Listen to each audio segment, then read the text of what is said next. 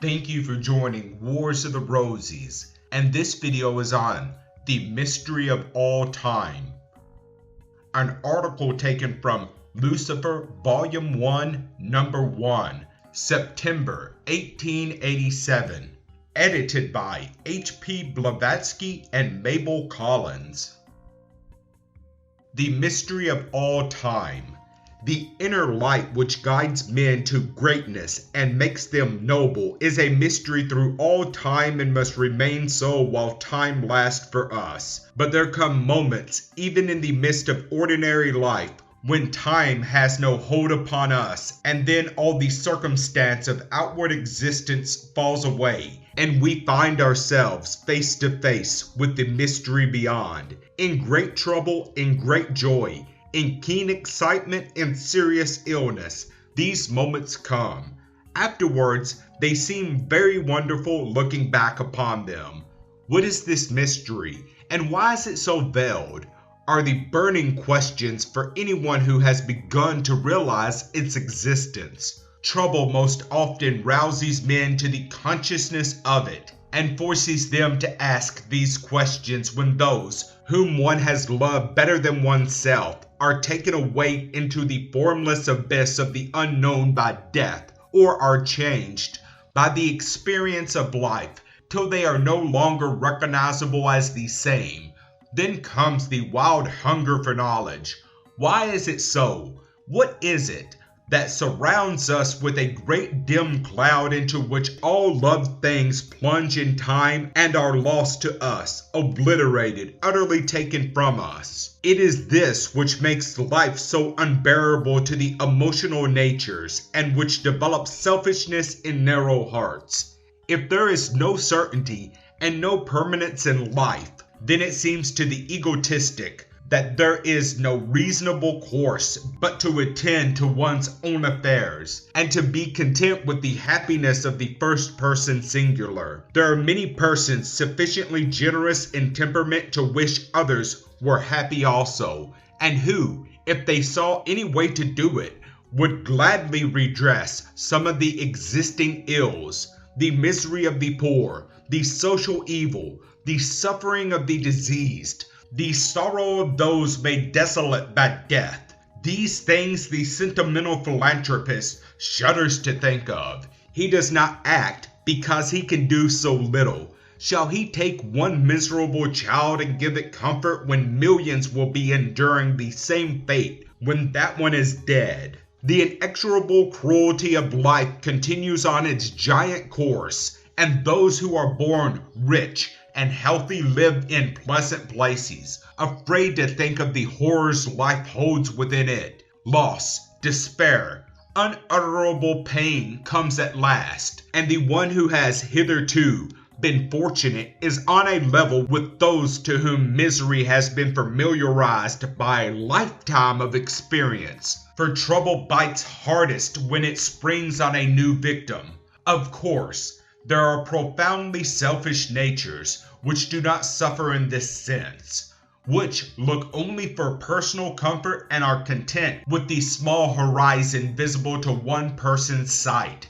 For these, there is but little trouble in the world. There is none of the passionate pain which exists in sensitive and poetic natures. The born artist is aware of pain as soon as he is aware of pleasure. He recognizes sadness as a part of human life before it has touched on his own. He has an innate consciousness of the mystery of the ages, that thing stirring within man's soul, and which enables him to outlive pain and become great, which leads him on the road to the divine life. This gives him enthusiasm, a superb heroism indifferent to calamity. If he is a poet, he will write his heart out, even for a generation that has no eyes or ears for him. If he desires to help others personally, he is capable of giving his very life to save one wretched child from out of a million of miserable ones. For it is not his puny personal effort in the world that he considers, not his little show of labor done. What he is conscious of is the overmastering desire to work with the beneficent forces of supernature, to become one with the divine mystery, and when he can forget time and circumstances, he is face to face with that mystery. Many have fancied they must reach it by death, but none have come back to tell us that this is so. We have no proof that man is not as blind beyond the grave as he is on this side of it. Has he entered the eternal thought? If not, the mystery is a mystery still. To one who is entering occultism in earnestness, all the trouble of the world seems suddenly apparent. There is a point of experience when mother and father, wife and child, become indistinguishable, and when they seem no more familiar or friendly than a company of strangers, the one dearest of all may be close at hand and unchanged, and yet is as far as if death had come between. Then all distinction between pleasure and pain, love and hate, have vanished. A melancholy, keener than that felt by a man in his first fierce experience of grief, overshadows the soul. It is the pain of the struggle to break the shell in which man has prisoned himself. Once broken, then there is no more pain. All ties are severed. All personal demands are silenced forever. The man has forced himself to face the great mystery, which is now a mystery no longer, for he has become part of it. It is essentially the mystery of the ages, and these have no longer any meaning for him, to whom time and space and all other limitations are but passing experiences. It has become to him a reality, profound indeed, because it is bottomless, wide indeed, because it is limitless. He has touched on the greatness of life, which is sublime in its impartiality and effortless generosity. He is friend and lover to all those living beings that come within his consciousness, not to the one or two chosen ones only, which is indeed only an enlarged selfishness. While a man retains his humanity, it is certain that one or two chosen ones will give him more pleasure by contact than the rest of the beings in the universe and all the heavenly host.